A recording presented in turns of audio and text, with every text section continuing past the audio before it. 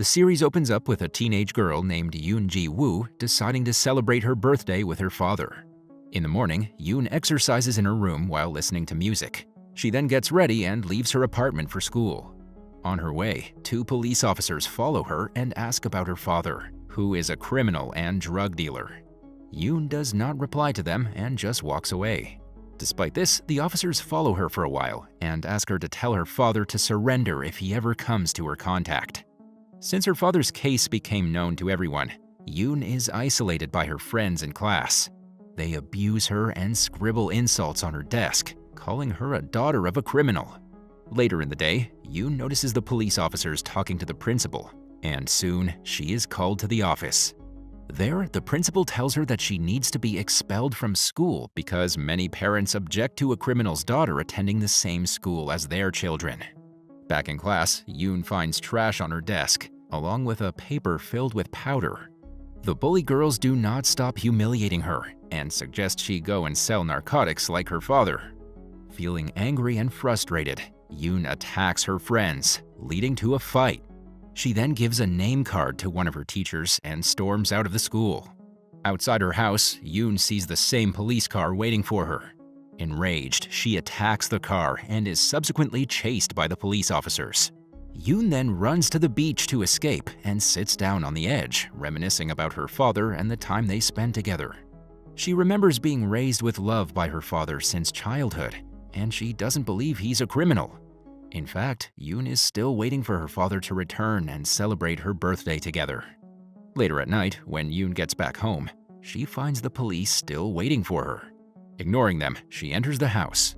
Meanwhile, her father, Yoon Dong-hoon, tries to call her from a payphone. At first, she ignores the call, but eventually answers it. When Dong asks how her day went and if she enjoyed her birthday with her friends, Yoon suddenly gets hyper and starts yelling at her father. She expresses her anger and blames him for all the suffering in her life. In response, her father promises to solve his problems and return to her soon. However, Yoon is already disappointed and tells him that she believes her father is dead before cutting the call short. After listening to his angry daughter, Dong-hoon gets in a car and turns on his long unused cell phone. He reads a message from Yoon expressing her miserable life. Without hesitation, he decides to go home to see her. He then asks the driver to get out of the car and drives straight to Yoon's apartment. Upon arrival, Dong incapacitates the police guard outside his house and rushes inside. He notices his untouched presence outside the door and tries to open the lock. Right then, a masked man approaches Dong from behind and shoots him. Yoon wakes up to the noise and approaches the door to investigate. Looking through the peephole, she witnesses her father getting shot by a mysterious man. She tries to open the door, but her father, concerned for her safety, holds it shut. He is doing this because he does not want the masked man to find his daughter. After he leaves, Dong-hoon apologizes to Yoon for making her life miserable and passes away outside the doorstep. Yoon desperately tries to open the door and sees her father lying lifeless and covered in blood. Overwhelmed with grief, she embraces his lifeless body and cries. The following day, it's Dong's funeral, and Yoon can be seen crying sitting in front of her father's photo. At the same time, a group of people wearing black suits, led by a man named Choi Moo-jin, arrived at the funeral home. They are the most powerful gangsters in the city, and Moo-jin, who was Dong-hoon's best friend, has come to pay his respects. Yoon asks him about her father's murder, but he simply states that her father was his most trusted friend. Before Dong's body is cremated, Yoon looks at him for the last time and reminisces about their happy times together. She cannot understand why her father suddenly chose such a dangerous path. In the next scene, Yoon goes to the police station to inquire about the progress of her father's murder case. To her dismay, she learns that the case has been closed due to a lack of witnesses or evidence. Hearing this, she gets angry at the officer and presents a blurry picture of the killer that she got from the CCTV footage. But instead, the police officer scolds her and blames her father for being a criminal on the run. Afterward, at night, Yoon visits Moo-jin's headquarters, and as she enters, she witnesses people busy counting money and packaging narcotics. She ignores everything and goes straight to Yoon's office. There, she hands over the blurry CCTV image to Moo Jin and asks him to find her father's killer, expressing her intention to take revenge by killing him with her own hands. In response, Moo Jin stands up and gives her a knife, challenging her to stab him. However, Yoon can't bring herself to harm or stab him, and as a result, Moo Jin slaps her hard, asking her to get out. Moving on, Yoon returns home and later hears a knock on the door. Fearfully peering through the peephole, she sees the same person whom she saw on the night of her father's murder. Terrified, she hides under a blanket until the person leaves. After a while, Yoon gathers courage to pursue her father's killer, carrying a golf club. She chases after the individual, but unfortunately fails to catch up. Undeterred, Yoon continues her quest by creating a poster with CCTV images and pasting it all over the city. She has also mentioned a reward of 5 million won to anyone who provides information about the person in the pictures. The next day, Moo Jin coincidentally comes across one of the posters and decides to take action. He then saves Yoon from getting robbed by local thugs and saves her life. Moved by Yoon's determination and guilt over her father, Moo Jin urges her to stop seeking revenge and live her life well. However, she refuses, determined not to let the police close her father's murder case without justice. After hearing this, as a solution, Moo Jin suggests that if she truly wants revenge, she needs to learn how to fight and kill people. He then asks Yoon to pack her belongings and takes her to a place near the sea and the harbor, where his organization trains fighters. Moo Jin informs his men present there to train Yoon, surprising them all, as it's the first time a woman has expressed desire to train as a fighter with them. The next day, Jung Tae-ju, Moo Jin's right-hand man, disagrees with the decision to let Yoon join their organization. However, Moo Jin insists on allowing her, mentioning that she is seeking revenge for her father. After this, Yoon is assigned to clean and maintain the training ground by Do Gang-jae, one of the fighters from the club. Despite facing mistreatment from some of the men, Yoon remains determined and trains alone every night. Impressed by her perseverance, Moo Jin monitors her progress and teaches her survival techniques and weak points in the human body where she can attack. Over time, a competition is held among the gangsters to determine the strongest member who will earn a transfer and work for Moo Jin. To everyone's surprise, Yoon defeats everyone and emerges as the victor, beating her opponent and rendering them unconscious. This defeat leads Gang-jae to feel humiliated and seek revenge. Later at night, someone drugs Yoon's drink, causing her to feel dizzy. Using this opportunity, Gang-jae and his friends attempt to harm her, but Yoon manages to defend herself despite her unconscious state. Tae-ju intervenes upon hearing the commotion and exposes Gang-jae's plan to harm Yoon. Moo Jin is disappointed in Gang-jae and punishes him by slashing his face with a sword. In the following scene, Moo Jin takes Yoon to a tavern, which was her father's favorite place, and gives her a new identity as Oh Hye-jin, stating that Yoon has been killed by Gang-jae. He also hands the gun found near her father's dead body and reveals that his father was a police officer. With this knowledge, Moo Jin enrolls Hye-jin in the police academy to uncover the truth behind her father's murder. As time passes, Hye-jin dedicates herself to intense training and becomes skilled in using different weapons. She then officially joins Moo Jin's criminal organization and gets their tattoo on her chest.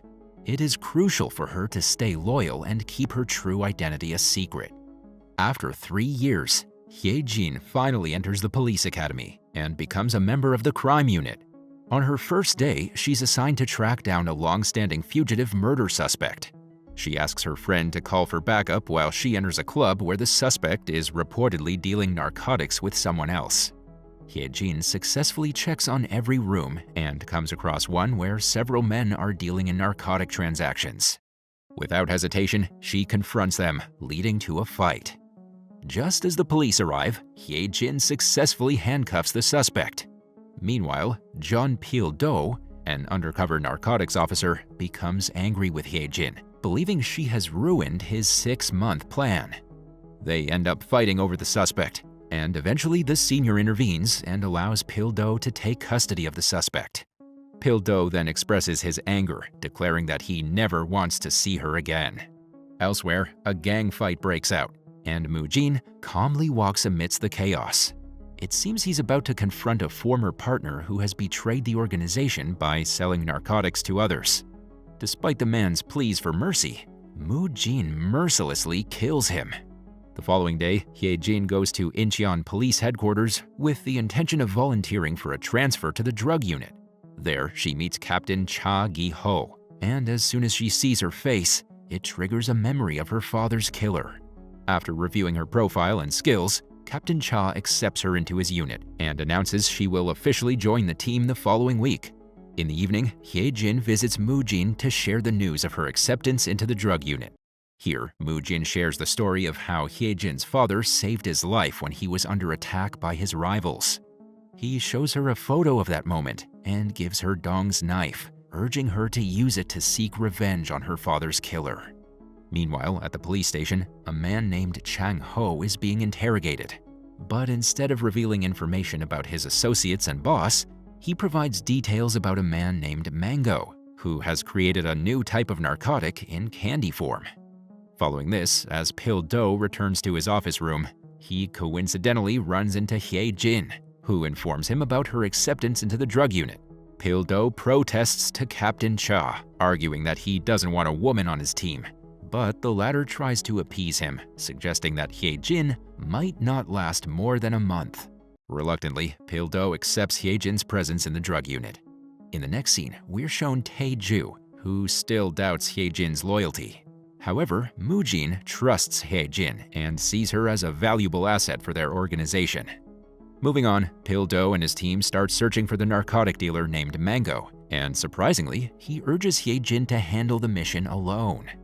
Without objecting, she enters the suspected location and is immediately attacked by some men. It turns out that Pil-do has intentionally used Hye-jin as bait to catch Mango. But to his surprise, Hye-jin defeats almost every man in the hallway and enters a bar-like place. Although she doesn't find Mango initially, later she manages to capture him when Pil-do arrives. Mango asks about the arrest warrant, but Pil-do dismisses it with a laugh. After this, Hye-jin and Pil-do search for narcotics and discover it hidden in a wine bottle behind the bartender, leading to Mango's arrest. Later, during an interrogation, Mango reveals that a person named Gang Jae is the creator of the undetectable narcotic. Gang Jae had previously attempted to kill Yoon, but was defeated by Mu-jin, resulting in a scar on his face. It is revealed that Gang Jae left Mu-jin's group and started producing the new narcotic, attracting many buyers. Hye-jin informs Mu-jin about this. That night, Hye-jin accesses the police database to search for evidence related to her father's murder. Unfortunately, the killer wore a full-face helmet, making identification difficult. At the same time, Hye-jin discovers that Captain Cha was tasked with arresting a narcotic dealer on the day her father died, but she's unsure if it was her father. The next day, Hye-jin and the team are informed that they will go on a mission to apprehend a long-time fugitive drug dealer. Before they depart, their cell phones are collected to prevent any traitors. However, Hye-jin is shocked to learn that their target is none other than Choi Mu-jin, a major drug dealer in South Korea. Hye-jin becomes nervous and unsure about what to do. They then head to Mu-jin's secret lab on a ship, where the police have set up a careful operation to prevent his escape. Once everything is ready, they initiate the operation. Hye-jin desperately wants to warn Mu-jin about the arrest, but Pil-do keeps a close eye on her, making it impossible. However, at one point, someone fires a gun, disrupting the mission and allowing ample time for Mu-jin to escape. Amidst the chaos, Hye-jin discovers a gun she believes belonged to her father's killer. She plans to see Captain Cha's reaction when he sees the gun. Meanwhile, Mu-jin arrives at his headquarters and is furious at Hye-jin for not informing him about the mission. After a while, she repeatedly tries to contact him using a secret number, but he ignores her calls. At the police station, the officers are questioning the arrested people from the ship, but nobody wants to talk as they are scared for their lives. Captain Cha grows suspicious about the shooting involving Mu-jin and checks his team's guns, only to find that none of his team members' bullet is missing. Seeing this, Hye-jin asks Pil-do why Captain Cha is so determined to catch Mu-jin. In reply, Pil-do explains that Mu-jin has been their main target for 11 years, and he leads the biggest gang in Incheon and controls all drug trafficking in South Korea. Right then, Hye-jin sees a photo of her late father, who was Mu-jin's best friend, killed 5 years ago among the other drug lords. When Hye-jin asks about it, Pil-do says that they have no idea who killed Mu-jin's friend. In the next scene, Hye-jin calls Mu-jin to apologize for not informing him earlier, because the mission was so sudden that she didn't get enough time. She then reveals to him that there are 3 hidden cameras in his hotel, surprising Mu-jin and making him suspect a traitor in his midst. Wasting no time, Mu-jin disables all the police cameras in his hotel, making Captain Cha's team suspect that a traitor is among them. Elsewhere, drunk and excited, Gang-jae prepares for a mission he's planned for 5 years. He and his men attack Mu-jin's fight club, capturing Tae-ju but not killing him. Luckily, Captain Cha's team gets information about the commotion and arrives there. They manage to save Tae-ju, who is badly injured and refusing to talk.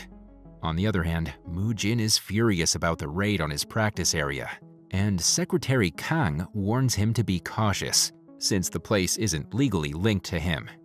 The police search for the attackers and find evidence of a new narcotic, but struggle to find witnesses. While this is happening, Pil-do assures Hye-jin that she does not need to be afraid, and he'll protect her in all situations.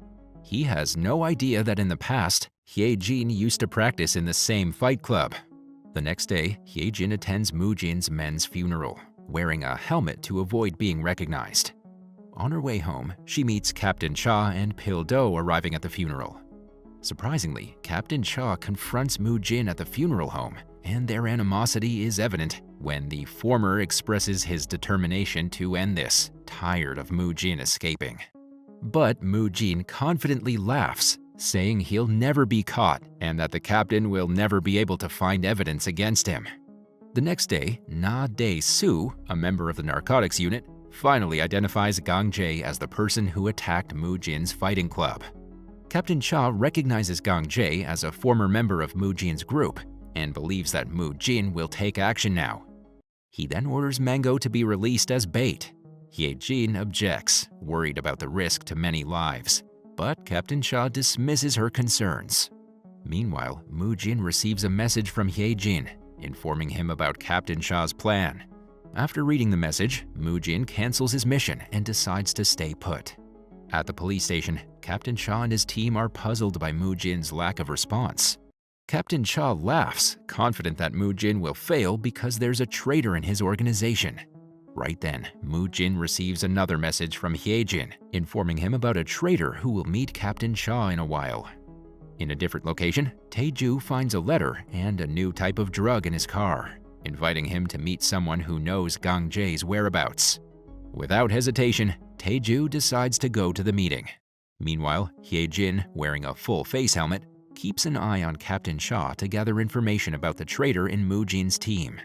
Unexpectedly, she encounters Pil-do, who attacks her, revealing that it was a trap set up by Captain Cha and Pil-do. She somehow manages to escape and reaches her apartment.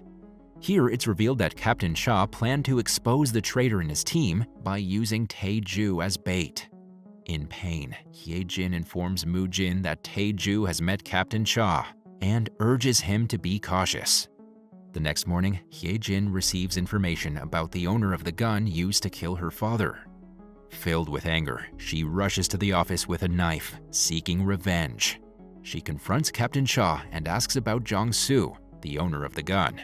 In reply, Captain Cha reveals that Jong-soo was his best friend, who died after joining his unit, and accuses Hye-jin's father, Yoon Dong-hoon, of being the killer. Following this, Hye-jin visits Mu-jin and asks her if her father ever killed a policeman. To her surprise, he denies it and explains that Captain Cha is willing to do anything to frame them as guilty. At the police headquarters, Pil-do seems to like Hye-jin and tries to convince her to have a few drinks with him, only to get declined.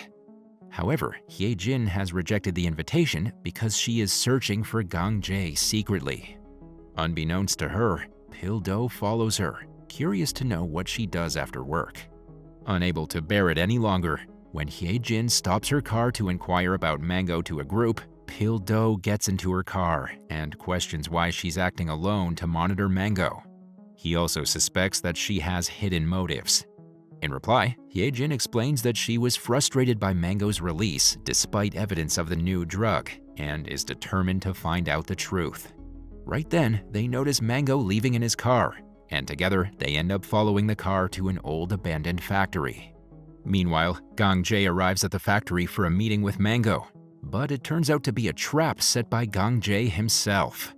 When Hye-jin and Pil-do are thinking about why Gang-jae arrived alone to deal with Mango, his group attacks them, indicating that Gang-jae was aware of their presence. Elsewhere, Moo-jin is sitting at a cafe, which he frequently visits, and realizes that people around him are targeting him.